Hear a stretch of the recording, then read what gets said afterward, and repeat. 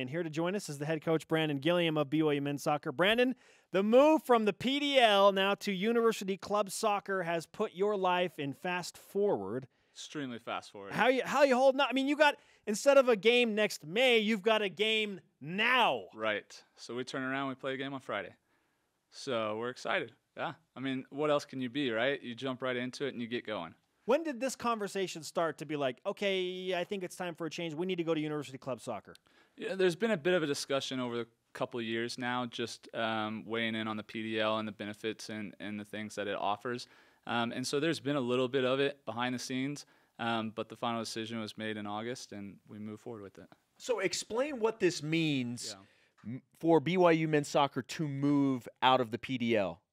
So when we were a collegiate club, we won 7 national titles over a 9-year period. And then in 2002, that was our final year in collegiate club.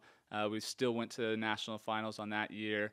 And then we made the adjustment. And the reason being is because we were looking for just a higher level competition.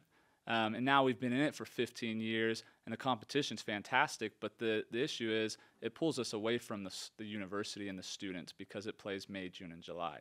And so the adjustment now is to kind of regain and bring us back into more of the university and the excitement of the student body and things like that. And so it's a big part for us, an exciting part for us to get back into kind of that connection with the university. So this is not like relegation of sorts if we're talking about soccer, like, we don't, the competition has gotten too tough, we want to come back down. It's strictly you just want to be with the university. Yeah. I mean, we're a university sport, and so if we can't connect with the student body because of our league, then we have to look at other options, and right now this is our best option.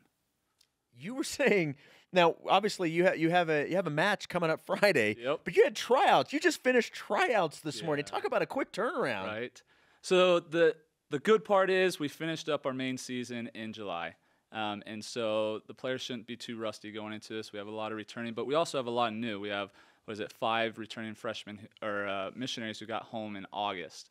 So for them, it's going to be a bit tougher, right? They were expecting to come home, having an off season during the fall, getting back into shape. They have to go right away. But missions are such an advantage, Brandon, for athletes. Huge advantage. You're faster, you're quicker, you're stronger when you come home. Okay, what's going to happen on Friday? Where are you playing? What's going down? Yeah, so we got USU, so we'll go up to Utah State. We have a game up at 5 o'clock on Friday. And instead of figuring out things at practice, we'll probably figure things out at the game, right? Okay, yeah, learn while you go. Right. We have up till regional tournament will be held here in Utah. And it'll be held end of October. So basically we have 2 months to prep for that through our games. So it is a quick start, but it's also we have time to get us where we need to be. So what else can you tell us about the 2017 Cougars? Who are some of the guys that people want to pay attention to? I mean, what are your expectations? So some returning missionaries that we expect some big things out of this year. Christian Bain, who comes back and when he was a freshman, he stepped right on the field and played games before he left.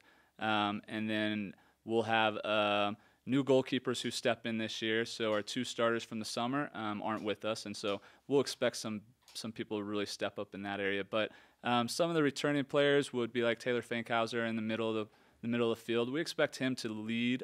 Same thing with Tanner Whitworth. Those are some of the players we're really expecting. Mitchell Scott on our back line, he's our most vocal player, and he'll be a big part of keeping us organized as you add new players into the mix. Okay, in terms of expectations and, I mean, what's the end goal? Like, I know you want to win national championships at the club level, but I mean, where does that fall on the realm of expectations? Yeah, we'll start that. We'll go after it this fall, right? We expect to go to nationals this fall and win a national championship. You know, we went 93, 95, 96, 97, 98, 99, and then skipped a year, went 2001. And so over that period, we won it, and we expect to step back in it and win it again. Wow, okay. And so, yeah, the pressure's on us for it, for sure. I mean, you go from a league like the PDL, and we competed well. Playoffs are a lot harder to get into on that league, but the players should be very capable of going and looking to win a national title. Who's the big dog in club soccer right now? Over the last couple of years, you see Virginia won a national title, UNC, I think Ohio before that. So those are the last couple of years. And so there's some big names in there that continue to stay up at the top each year. So Is there a change maybe in style in the two games? Is there any change? Yeah, what would be those changes? So the PDL is kind of centered around kind of your FIFA rules and your professional, right? It's the path to pro. And so in the PDL, you only get 6 subs max. And so you have to more or less how long you can last, right? In the college game, you can almost sub pretty constantly, right? And so PDL, you have 18 on your roster for game day. Our roster, every player will be on for every game, and that means they can all be used. And so the subbing process becomes very different, which means it's usually a more high tempo, not a faster game, but just people working a little bit harder because they know they can be subbed out if they get tired. Right? Where the PDL, you can't do that. And so if you overwork yourself and you can't recover, you're in a really bad spot. All right, let's give you some karma for the season opener against Utah State on Friday. Appreciate it. And a home match against Utah on the 27th. Yes. So that will be our kickoff, and, we invite everybody to come out. Hopefully we get a nice big crowd at that game. And that's kind of the thing. My freshman year was 2002, our last year, and we had great crowds. And the student body would come out, and we haven't had that the same, and so we're hoping to regain that. Oh, they'll show up for the Utah match. Oh, for sure. Now, did you bring us something here? Always, right? So the players sign that. We always bring something out. Make sure to give you guys something. Yes. We appreciate having us on. This. New swag for the set. So, yeah. It's got the signatures here on the back. Pretty sweet. Yes. Thank you, Brandon. Thank you very much. The karma transfer is official.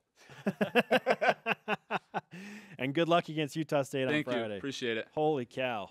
Talk about a busy, busy week for Brandon Gilliam and BYU men's soccer as they make a major change. It is official, and here we go. Here we go.